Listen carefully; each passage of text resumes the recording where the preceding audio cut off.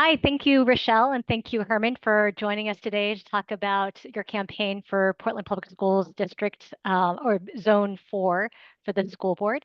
Um, let's start by actually, if Herman, if you wouldn't mind going first to talk a little bit about why you're running for reelection and what some of your priorities are. Fantastic. Thank you so much for having me. My name is Herman Greene. Um, I have currently a board member. I've been a community person for the last 30 plus years, advocating for my community and for the kids and the families in my community.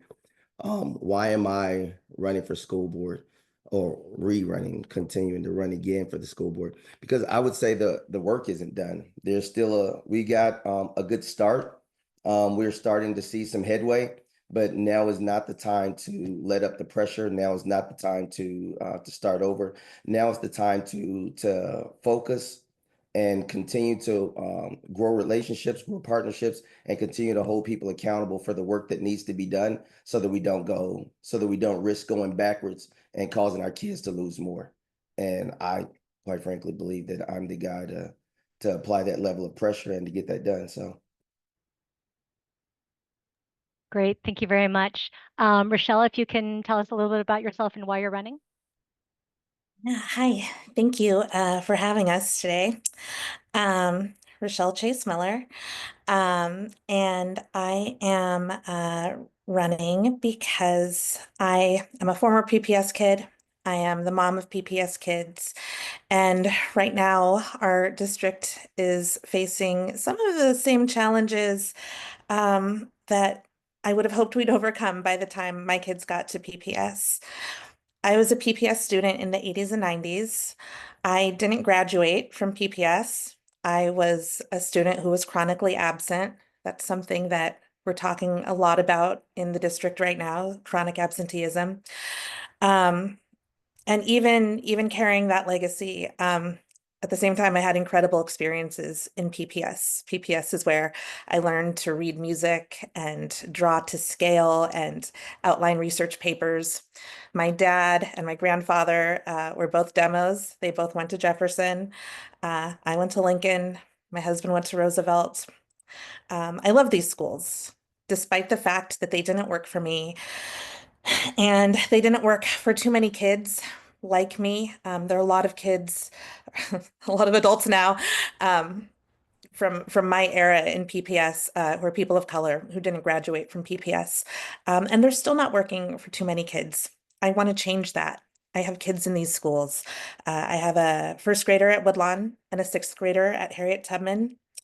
My big kid has an IEP. He has a physical disability. So I've negotiated IEPs and worked the process as a mom of a SPED kid, and had to work really hard and advocate a lot for him to just have access to some of the basic things he needs to access his education.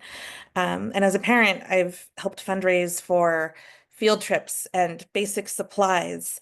Um, and attended what feels like thousands of SPED check-ins and parent-teacher conferences and PTA meetings. And so I think it's important to have parent representation on the board, particularly of kids who are historically underserved in the district. And finally, in my day job, I direct a statewide children's literacy program called Smart Reading, and we work with pre-K through third grade students in public schools who aren't reading at grade level.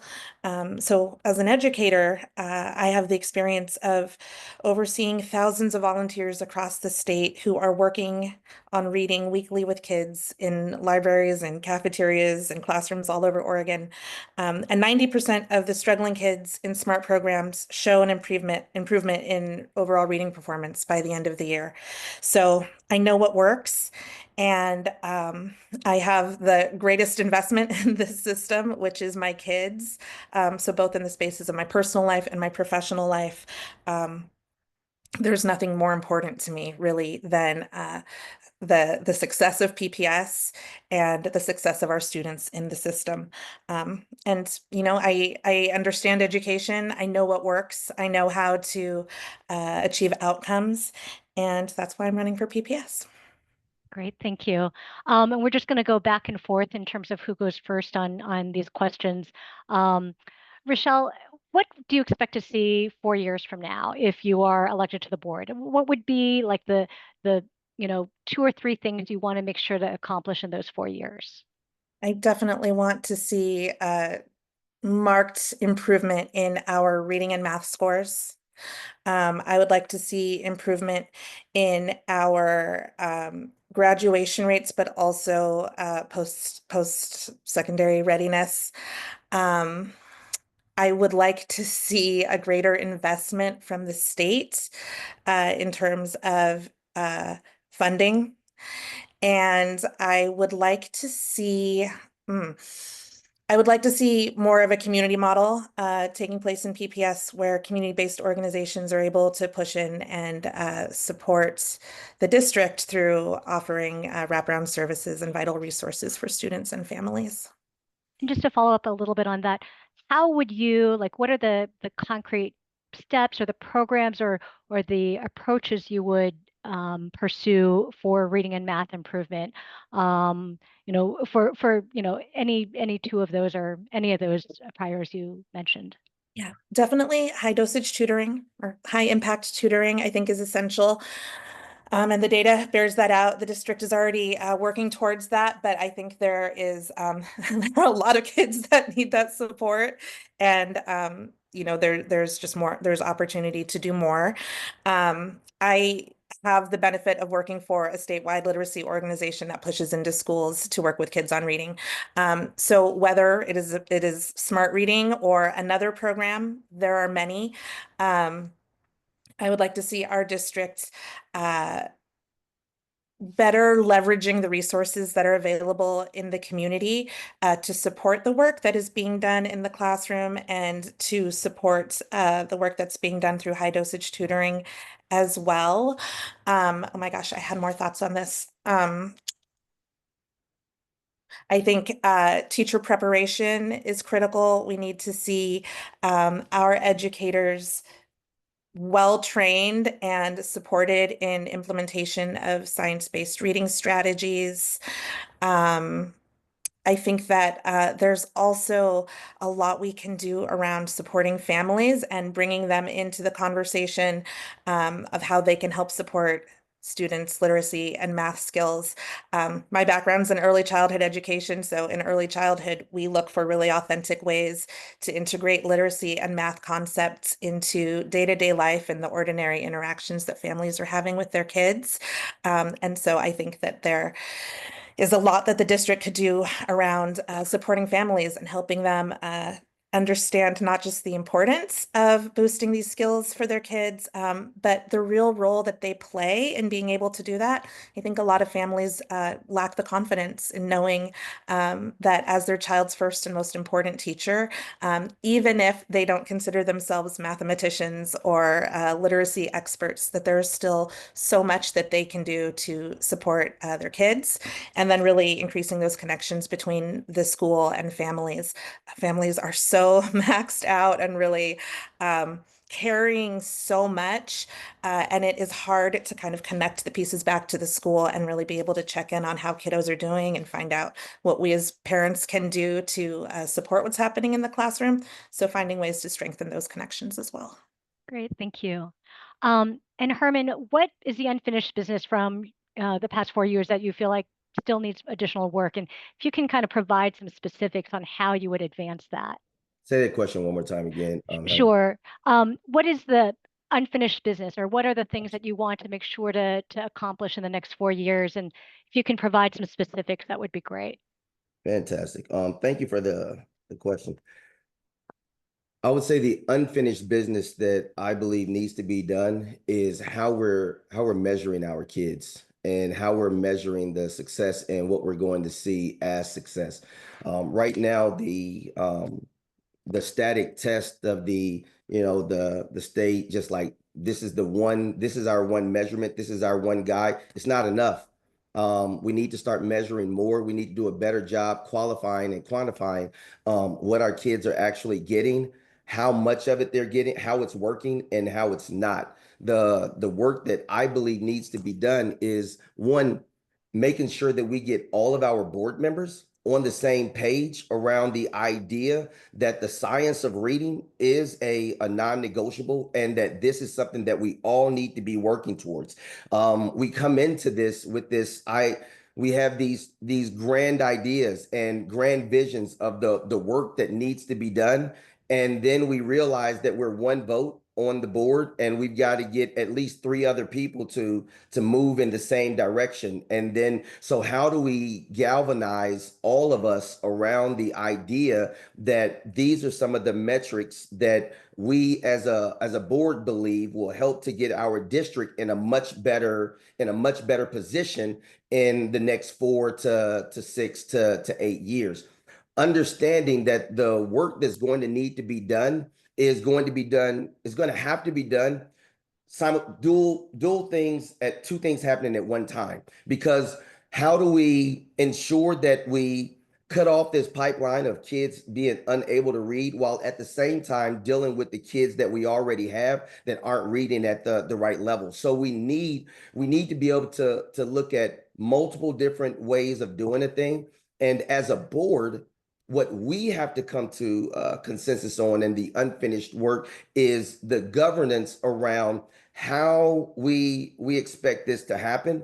And then what instructions are we going to be given to the superintendent that she can in turn give to the staff so that it can be operationalized?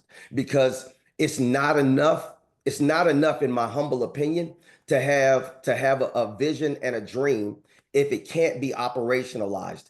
And so we have to get to the space where we're no longer placating, and we're no longer saying stuff because it's buzzwords and people like to hear it. How do we operationalize it? Period. We can't move past this issue until we deal with this issue. Our measuring system has to change. The way that we support our educators has to change. Like right now, in the next 4 years, if you were to ask me what I hope to see, I would pray that we can get to a space where we're all, instead of us being put, in my opinion, put to fight against one another, because that's not helping us. We need to get to the space where we realize that we all want the same thing, and we're all struggling with the same stuff. And we have to figure out how we're going to galvanize, how we're going to come together, how we're going to have a unified voice, and then how we're going to go down to Salem and say, thank you for everything that you've done. We need more. And all of this, you pitting us against one another so that we can miss what's happening on the backside, that stops today. And because can you explain a little bit by what you mean by pitting us against each other? Like, are you talking about funding, individual? I'm talking about funding. You're pitting us against one another by not giving us the funding resources that we need.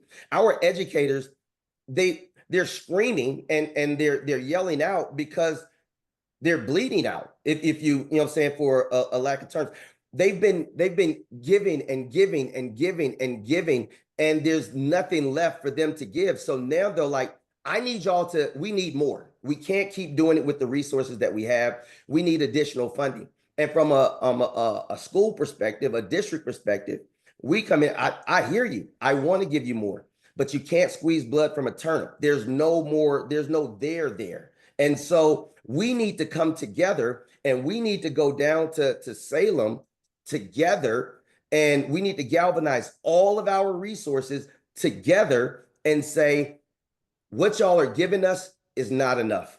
We need more. We need additional funding. We need the cap moved off of SPED. We need to be able to put more dollars into our system so that we can actually do the work that y'all are asking us to do. Y'all are asking us to do something that y'all are not funding us to do. And that's what I mean, Helen, when I say they're pitting us against one another, because the PAT is not wrong to ask for additional dollars. We pay everybody else additional dollars. If you go to see a surgeon, the surgeon makes more than just the regular doctor. Why? Because they're specialists. Our educators are our specialists, so they should make some additional dollars. Unfortunately, I can't give it to them. And that's why they're angry, and they have a right to be. And so that's why I'm not upset with them, because I want you to yell. I just want us all yelling at the same place, directing our energy to the same place. So that's the unfinished work that I say needs to be done. Okay, so let me interject, because this actually leads into my next question about budgeting. And Salem has been fairly, just kind of what we're seeing in terms of the advancement of Governor Kotek's package and request and what's being discussed in the legislature. It doesn't seem like there's going to be a significantly, larger investment in K-12 than what CSL would call for. And so Right. I guess I'm wondering, with that knowledge, what are the priorities that you think PPS should, or how should PPS move forward on what looks to be having to make additional cuts? What are the things that you are going to prioritize in just, as a board member, or if you are reelected? Right. So I think our priorities have to center on how do we, one, reduce the impact on those most marginalized and keep it as far away from the classrooms as possible. But here's the other reality that, and no one likes to hear it, but it is what it is. That's not going to be altogether completely possible. It's going to impact kids. It's going to impact classrooms. It's a $40 million shortfall is no small feat. And so as much as we're going to try, we could essentially eliminate all the executive staff in the district office, and we still wouldn't scratch the surface on what it is that we need. So all this talk about make the cuts be at the district staff, that's insufficient, and that's scarcity thinking. We need to get back to, we need additional funding. So our focus should be on trying to reduce it as much as possible, understanding that it's not going to be 100%. We need to focus on programs or aptitudes as far as like our literacy, our math, in structure systems that we know are proven to work and are proven to get results. And then we need to be able to measure those results so that we can show this is what we applied and this is what we got from it, and this is how we continue to move it forward. We need to start looking at, okay, so now with our dollars, how do we pull back on not just any one program, but maybe we do a sliver across the board. I've been saying slivers across the board for a long time because I feel like that's what the state needs to do. I feel like the state needs to say every program in the state, every operation in the state is going to reduce a sliver, and we're going to put that money into education, but they're not going to do that. And so I feel like we need to start looking at that. We need to start reassessing where we're spending our dollars. I sat in a class, I think it was at Boise. Is Boise the one over by Grand Central Station? I think that's Boise over there. I sat in their sped class, and it was remarkable. It was remarkable to be in there. It was, I mean, the way that the people were, the teachers and the educators were working with the kids, mind blowing, absolutely mind blowing. I left that classroom after a half day, mind you, a half day, physically, mentally, and spiritually exhausted because of all the work that was happening and needed and wasn't happening in that classroom at the exact same time. We have to figure out how we're going to look at our budget and put more dollars into our special education to make sure that the kids, that when we start talking about the kids that need it the most, those are some of the kids that need it the most. They need the most support. They need the most help. And yet they're the ones that's got a cap that hasn't been changed since 1992. Like we have to figure out how we're going to do better. So since the state can't come in, I feel like as a district, we're going to have to figure out how can we do some slivering and reassessing there. So Could that mean closing schools? Is that something that you would I've yet be? to see the data on holistically on how simply closing a school is going to give us the gains that we're looking for. What we might want to look at though, Helen, that I feel like we don't want to have the conversation about, like everybody is, don't start talking about it. we might need to look at borders. We might need to look at the boundaries, and we might need to do some reassessing, and we might need to start saying, okay, this school Great. is swelling over and this school is not. Let's do a reassessment of our boundaries and let's spread it out. But we don't want to do that. Why? Because our schools are failing in certain areas, and they feel like my kids are doing great over here. I don't want to take my kid out of this great school so that I can put them in this school that's not doing so great. But then Okay, that's when and I'm we as a sorry. district have to come in and say, we have to make sure that every school in our district can offer greatness. Okay, great. Thank you. Let me move over to Yeah, I'll talk Rashelle. too much. I'm Yeah. sorry. I'm a, I'll be more aggressive about, thank you. interjecting. Please do. Um, Rashelle, same question for you, kind of understanding like the realities of what we're facing budget-wise, at least for the next couple years. What what would you seek to prioritize? And let me be more explicit. Would closing schools be one of the things that you would look at? I think before I looked at closing schools, I would want to explore rebalancing. I'm a big advocate of the soft boundary model, which is a method of balancing that keeps kids assigned at schools that are near their homes, with flexible boundaries, which allow for shifting between which nearby school a particular family is assigned to based on enrollment. It could be the case that you have families on the same block whose kids go to different schools based on what grades they're in when they were enrolled. But those are still schools that are near the child's home and geographically. And this model offsets for racial and socioeconomic segregation, and allows us to be flexible and fluid so that we can really bend with what the needs of different schools are and keep balancing something that is fluid, rather than having particular neighborhoods locked into these firm boundaries and folks are, buying homes based on where they want their kids to go to school and creating more economic stratification. So that's what I would want to look at first. I think that closing schools could be on the table, but I think that would be a last resort. Schools are so much more than the buildings. They're really communities and hubs for their communities. And I would like to see, I spoke earlier about the community school model, and I also think another way that we could leverage our schools differently is by leaning into that community school model and bringing in partnerships and resources that will support children and families. And I think if we do that and we're leveraging space in a different way, we may have some opportunity to pick up some of the pieces that are falling off as cuts are made, through bringing in services into the school community, whether that is before or after school services, push and supports during the day, those sorts of things.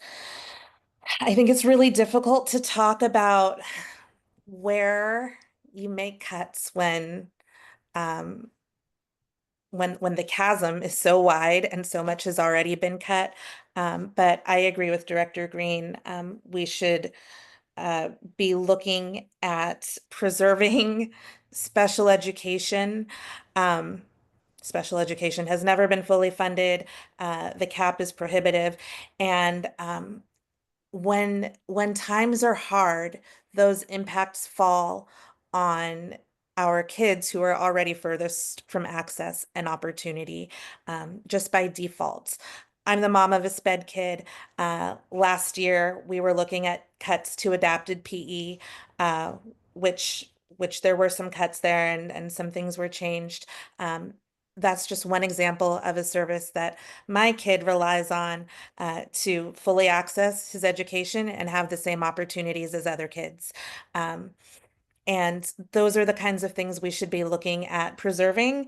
I believe that when we care for the needs of our most vulnerable first, kind of all boats rise with that. And if we're making sure that our SPED kids and our kids who are English language learners and our kids who need extra support are able to access support and resources, then it has an equalizing factor across the board. Everyone wants the cuts to be furthest from student-facing positions. I want that also. And I've been a teacher and I've been an administrator. The work of a district doesn't get done without people at central office. You can't just rely on cutting those positions. So I think, it's definitely a situation that requires a scalpel rather than a chainsaw. And, you know, um, innovative, creative, thoughtful, collaborative decision making that is really based on what decisions are going to be in the best interest of students. Um, any thoughts on, I guess, what would be then the lowest priority investments for you, like recognizing that you can't take all these cuts from the district, from central office, that some of this is going to hit students, that there are going to be layoffs. Is there anything that you could say, just to help people get a sense of, like, you know you can, people lay out their priorities, and that's one way of looking at it, but they can also get a feel for a candidate by what it is that they would cut. And I guess that's kind of one of the reasons why I asked about schools, closing schools. But is there anything that you can think of, that would be something that voters, you know, that they know you're able to make hard decisions, and what would guide that?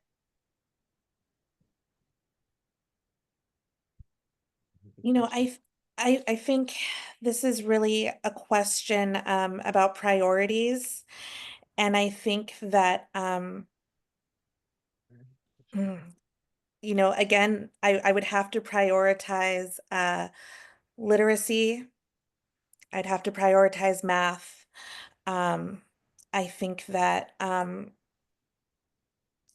it's so challenging when so many of the specials have already been cut or reduced so significantly. And those are also vehicles for literacy and math skill building that reach kids who, may not come at those subjects so directly. But I think it's an area of opportunity where perhaps through community partnerships, through other resources pushing into schools, if we have a solid and robust plan for being able to bring these things into schools through other vehicles. That could be an area, but I mean, it's so hard to even say that when those aspects of education have already been reduced so significantly. Thank you. Herman, same question for you. It sounds like you are really not interested in closing in the conversation. But I guess you're willing to get information, but you're not, supportive of the idea of closing schools. So what are you supportive of? Understanding that there are very hard budget decisions ahead. How would you approach that? What would you cut? That is, Miss Helen. I'm glad I didn't actually say something because I didn't have my mic muted, and I'm sitting here thinking to myself, I've done several interviews, and that is the hardest question that I've actually been asked. What would I cut? Because I haven't thought about what I would cut as much as I would. How would I? Maybe we can't do it, but how do we partner with another organization that can? So if I don't want to cut our after school programming, but how do we partner with another program that can provide the after school programming? That is a very that's a very hard question. I'm not a proponent of closing schools without first looking at the data that is going to show that we're going to get a solid return, and that we're not looking at right now, but that we are in fact looking at something that would be that's going to give us a 10-20 year. We'll be able to continue to see long-term effects, because if we make decisions just simply based on the right now and not plan down the road, we're going to miss something. But that's not the question. The question is, what am I going to cut? That's, I think I don't know. I can't say that I have a solid answer on that, because everything that we're providing for our kids is so important and it's so necessary. But we will have to cut stuff. The trainings that our educators need, that's so important. It helps them to know their craft, to better their craft. So we can't cut that. We can't cut their planning days or anything like that, because how do they, Thank you. I'm sorry. It's the challenge. I'm stumped. Rashelle got me on this one. Answer much better than mine. I don't know. I mean, I think it's really clear. There are no easy answers. It is, I Oh, mean, there are many ways you can point to our needs, but it's really hard to say, well, this really isn't so much of a need. right. Let's move on to the bond. And Herman, if you can go first on this question. Why should voters support the bond when we're looking at some of the most expensive high schools in the country, and the district cannot yet say how much savings there could be that can go to other vital improvements in elementary and middle schools that are in need of significant investment? Now I'm ready for you, Helen. Thank you so much for asking that question. The reason that voters should vote for this bond is because what we are doing right now, as we're going through this process, as we're asking the hard questions, as we're forcing everything to come to the table, is we're showing the voters, we're showing the community, we're showing the schools, we're showing everyone that we're going to do the absolute best with their dollar. We are going to absolutely ensure that every dollar that we raise goes where it needs to go, and that there will not be any like excessive overspending or over dealings. We are fine-tooth combing everything, and we're doing it out in the open. The reason that we've been talking about transparency, and the reason that we've been saying we want to see it, and the reason that we've been saying show it to us in these public settings, is because we want to be able to provide the community tools where which they can hold us accountable to what we said we were going to do with their tax dollars. We need this money. There is absolutely no ifs, ands, or buts about that. We need this bond to go through. We need it to pass. We are going to make sure that we do not spend more than what we need to spend on any high school. We have allocated a certain level of funding, but we are scrutinizing that dollar. We're scrutinizing that amount so that we can ensure that the money that we're spending in these spaces is exactly what we need to spend. No more, no less. And you have our word as a district, as a board, that we are going to make sure that if I tell you that this is how much it costs, you know that this is how much it costs, because I put it out in the public. Now, do I agree on some of these numbers? Absolutely not, which is why I keep scrutinizing it. I keep bringing it back up. We keep talking about it. I want the public to know that I care about your funding. I care about your dollars. I also care about your schools. We can't have a Cleveland high school where they got tiles falling off the ceiling. We can't have, but we also can't have middle school and elementary schools where they got, they're sitting in the portables and they're sharing the space with rats, or, they can't turn the heat on. So I want to make sure that we scrutinize every dollar so that we can take all that excess funding that we get from that we save, and we can apply it to the elementary schools and the middle schools, and we can actually start doing some real impactful work there. It's not the dollar that I'm concerned about. It's where we're putting that dollar, because our kids are spending 8 of their 12 educational years in dilapidated buildings, and we got to fix that. We have $1 billion deferment, maintenance schedule. We need to do something to like get in front of that. We need to start fixing our roofs, fixing our heat, fixing the buildings. And the bond money is the only money that we have, at this point where we can actually do that. So we need the bond to be as large as it can possibly be. We need it to pass. And then the public needs to know for certain, without certainty, that we are going to make sure that this money is used the right way and it goes to the right place. So vote for the bond, say yes. This is a shameless plug because y'all are putting this live on YouTube for the world to see. Vote for the bond, say yes. Herman Greene approves this message. Thank you. Rashelle, same question for you about the bond. I guess, first of all, do you support it? And if so, why should voters support something that looks like it's going to lead to the construction of the most expensive high schools in the country? I do support the bond. Uh, when I talk about the bond, I like to talk about my grandpa, who was born in 1919 and attended Jefferson High School. And if you're a student attending Jefferson High School today, you are walking the same halls that my grandfather walked almost 100 years ago as a high school student, with very little changed or updated uh, in meaningful ways in that building. Um, Director Greene spoke about the condition of our schools. They're well documented. The deferred maintenance, the age of the buildings, they're unsafe, they're unhealthy, and they're costing us students. When we think about the declines in enrollment, we know that there are families who have left the district because the buildings are really kind of falling down around kids. Um,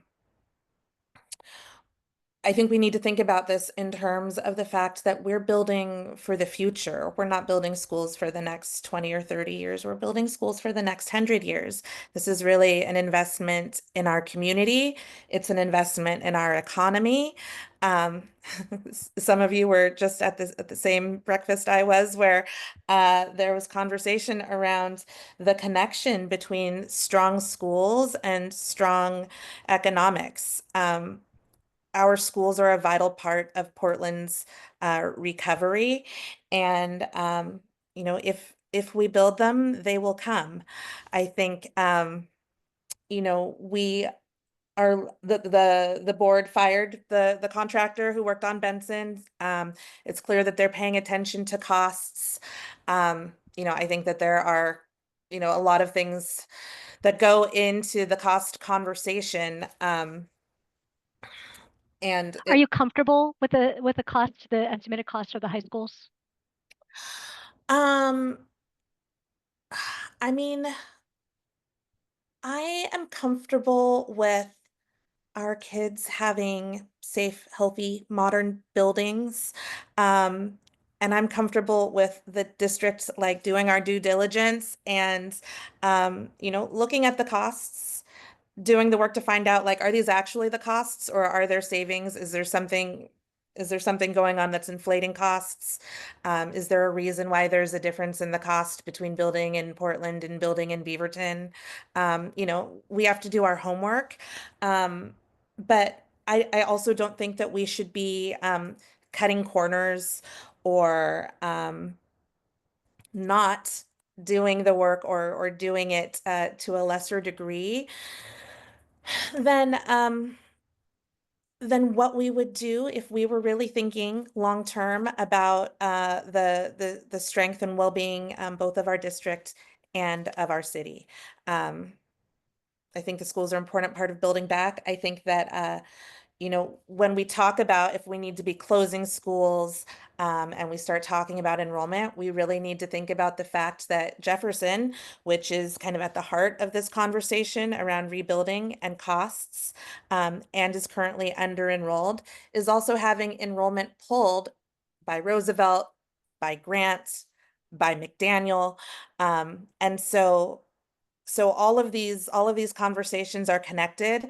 I say, we invest the money in rebuilding Jefferson the way it needs to be rebuilt, and we redraw our boundaries to support the enrollment of a school that is so important in our community and is really a touchstone for so many of us from Portland. Great, thank you. Um, and Rashelle, I think you go first on this question, and it's about the governor's accountability package. Do you have any, what is your response to just kind of her call saying, schools need to show that they're doing, that they're meeting more benchmarks, that they're addressing some of these known issues, and could face significantly stronger state oversight involvement if they fail to meet them? I think accountability is really important for our schools, for our educators, for our district. I think it's also incredibly important for our state. Um, yeah, we need to talk about accountability, but we also need to talk about the accountability that comes with fully funding that mandate. I do not know how we can ask our teachers to accomplish better outcomes without putting the investment there. Um, But there the has state, been a significant investment over the past several years.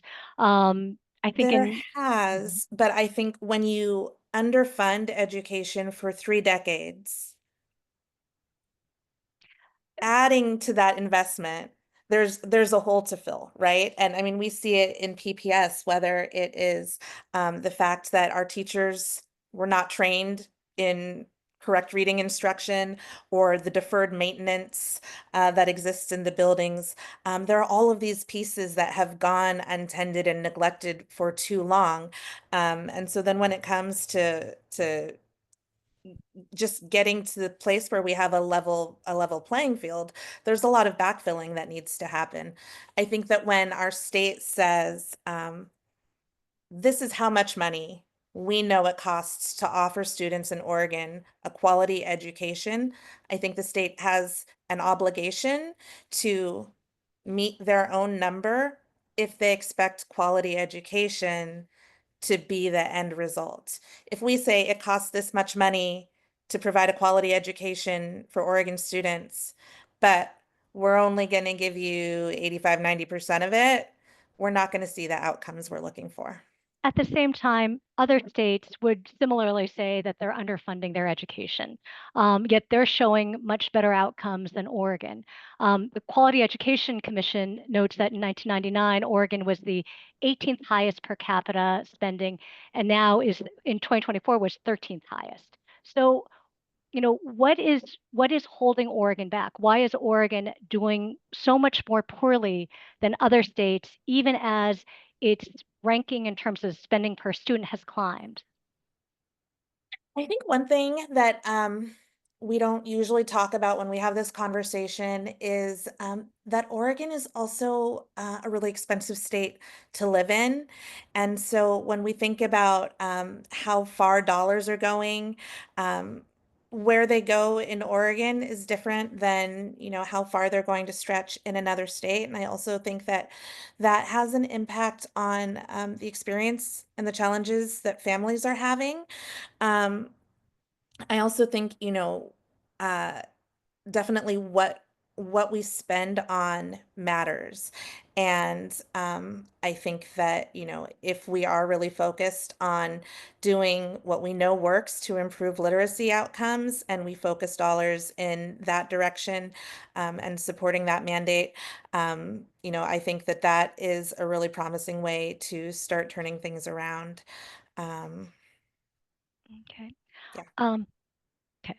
Um, Herman, same question for you in terms of Governor Kotek's accountability package.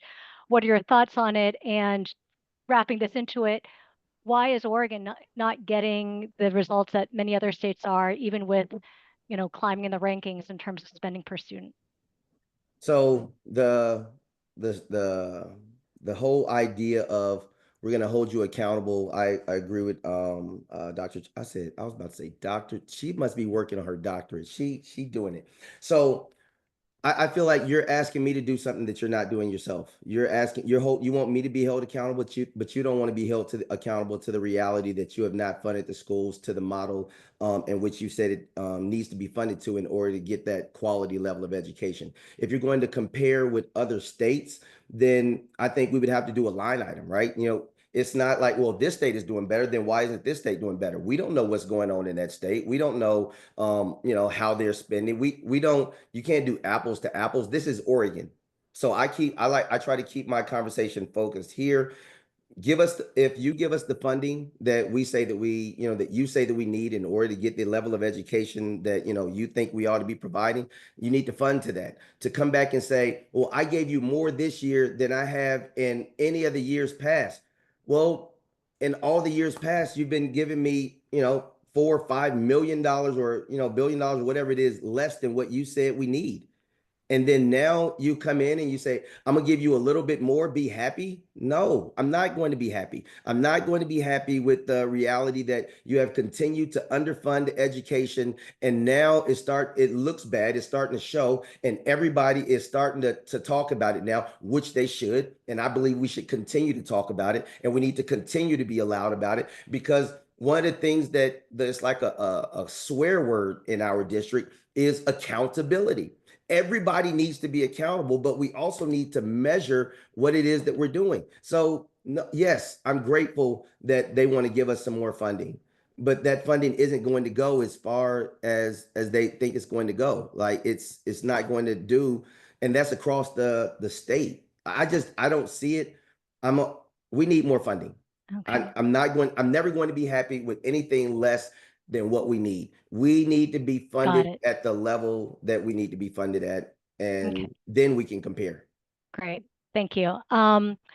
We are beginning to run short on time, and I did want to talk about the teacher strike. Herman, you were on the board at the time. Um, you know, tell me, what do you think happened there, and what is the are there any things that you would anything that you would do differently if faced with this situation again?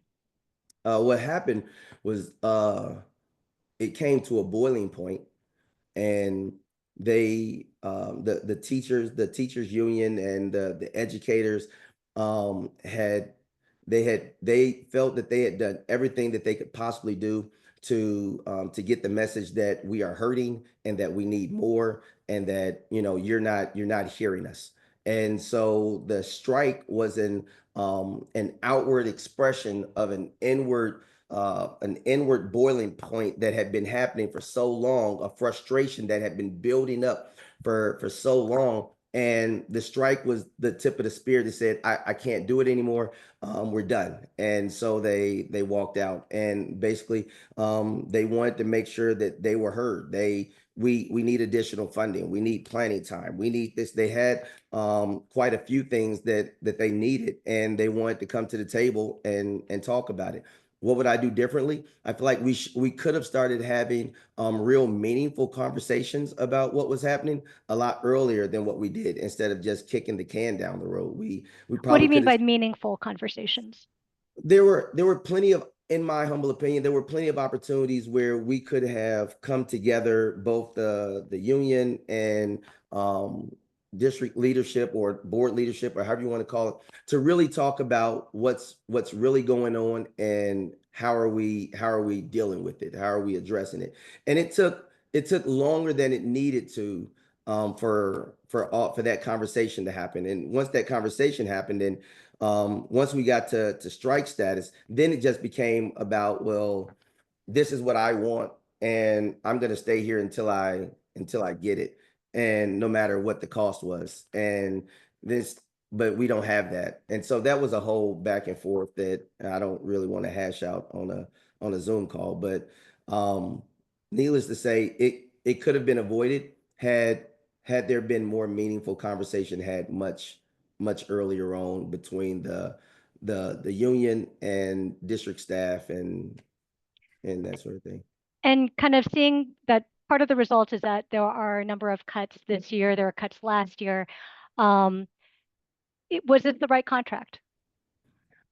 It was the contract we ended with. Um, was it the right one? I don't know that I can say that. I know they were fighting for what they needed. I know they wanted teachers to get more. They wanted teachers to have more access to things. It was just a cost. There's a cost associated with it. And when you start talking about, the funding just wasn't there.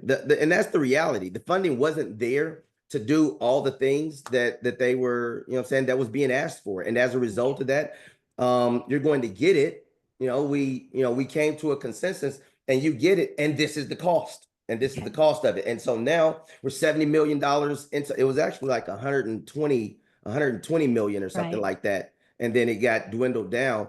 And that's why we had to do like a $30 million. The last one, we're having to do a $40 million, this one. And it can happen. It's just, what is the trade-off? At one point I was like, I can give you everything Thank that you're you. asking for. Thank Just you, you Herman. give me a list of who you won't cut.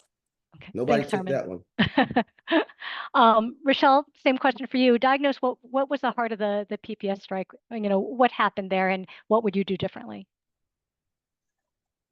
So my understanding is that teachers and the district were in bargaining for a year prior to the strike, and there was no movement on the district's end, which is what led the union to strike. So first and foremost, I think what a wasted opportunity. Um, in my view, the district should have been doing everything in their power to avoid striking. And that doesn't mean just giving teachers everything they wanted. Obviously, that wasn't possible. But bargaining, doing the work of the bargaining, would And have. so, what do you think they were not doing in terms of like? Do you feel like it wasn't? Um, I guess what were the aspects you saw that were not bargaining, like when they were? So I only have, a parent's eye lens on this. But from what I was hearing from teachers who were on the bargaining committee, just that the district was not engaging in bargaining and that they would submit proposals and those would go unanswered, unengaged with, unresponded to. Um, so based on the information that I have, I would expect the district's bargaining team to be actively meeting and engaging with the union's bargaining team during that period of time. Um, if there's other information about that, I'm open to hearing it, but I never read or saw anything that countered that. Did you mean they weren't attending bargaining meetings? They weren't. I mean, I think there were a number of things that were issued publicly to show kind of where things were at. It seems like there was a fundamental misunderstanding or disagreement about what resources the district had. Yeah, I think that's absolutely true. And I think it speaks to the lack of trust that exists between the districts and the teachers union. So I think another aspect to that is, in the year before the strike, um, really working closely and collaboratively on a process, I think is trust building.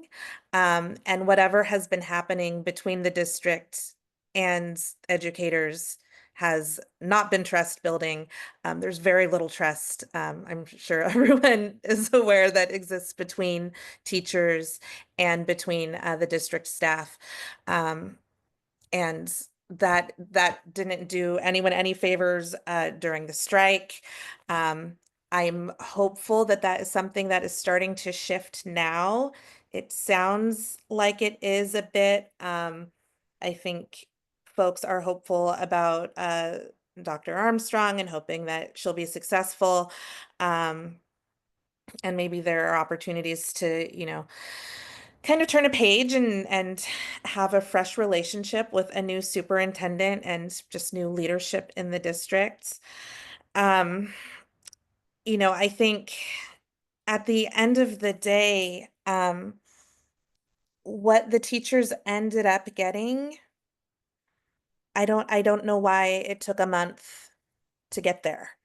Um, it seems like the planning days in particular, um, and again, this is all from a parent's eye perspective.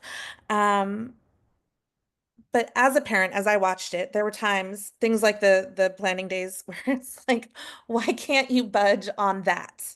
That seems so reasonable and something that benefits students and is important and necessary for educators to have, to benefit our students. And I would expect a school district to recognize that. And when we're talking about where we are, bargaining, where we're making concessions, what we can give, that seems pretty low stakes, and like kind of a weird thing to be hung up on for so long. Um, Ultimately, it felt as a parent like it really, in the end, was just about winning. And that was such a gross feeling, while kids had been out of school for a month. And I don't think anybody wanted it to go on that long, but I think the fact that it did, and just the contentious nature of these negotiations in particular, just really like have their roots in the lack of trust between the two parties. So I would Do hope you going forward, that's something we can really improve. and do you think that this was a good contract for the district? Um, I think about it less in terms of whether it is a good contract for the district or for the teachers, and really like what are the outcomes for the kids. Um, I don't know, class sizes still way too high. I don't think anybody really won on that one. And also I don't see where that was going to shift. I think maybe the most positive thing that came out of the strike is that it really illuminated so many just really um, huge problems in the district, from class sizes to the hot and the cold and the rats and the mold, and issues that the community is now recognizing like are beyond just the district's ability to solve. And now we're having this larger conversation with other districts across the state about what state funding looks like, and about how we can really get kids' needs met. Um, I'm glad teachers got the increase. I think it's important that teachers are able to afford to live in the communities that they teach in. Um, my family struggles to be able to remain living in Portland. It's really expensive for working class families. And I think that was important. I think teachers actually really would have liked to see, lower class sizes, and a better rebalance of what their caseload looks like. Um, and I don't know that our kids are living with a lot of improved experiences as a result, Would but you I want to hope that they will in the future. would you want to shift the district's current policy regarding class sizes, concentrating lower class sizes in Title I schools, and less so in wealthier schools? Yeah, having taught in low income communities and communities where there's high need, it takes more And so you wouldn't want to shift that in order to bring class sizes down elsewhere. across the district. I mean, I think we start where the highest need is. Um, I hope that we would, with increased funding, be able to move to a place where we're able to do that across the board. But I think in a situation where you have constrained resources, you start where the impact is going to be most significant. So you would keep the current policy. Yeah. Okay, great. We are pretty much out of time. I did want to see if anyone else wanted to jump in with any quick questions. I have a quick lightning round question. So it should be quick and just in one word. And I think the first question would go to Rashelle. Is that right, Helen? I've been keeping track of just who, if you were elected, who is the main constituency that you would feel that you served? Students, children, kids first. Herman?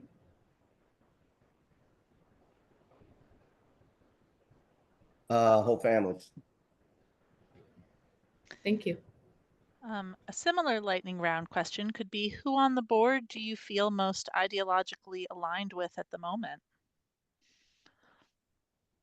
And Herman, if you can go first. Hollins. But he's not going to be there. That sucks egg. It's fine to do just, current, I think. Okay. Rashelle? I really appreciated Eddie Wong's leadership as chair, and kind of his consistency and calm, and the respect he shows for stakeholders. So I think I would go with, Right. Chair Wong. Okay. And I do want to just give you guys both, like, if you want to take 30 seconds just to, tell us again, like what you want voters to take away from your candidacy. And Herman, why don't you go first, and then Rashelle, you can have the last word.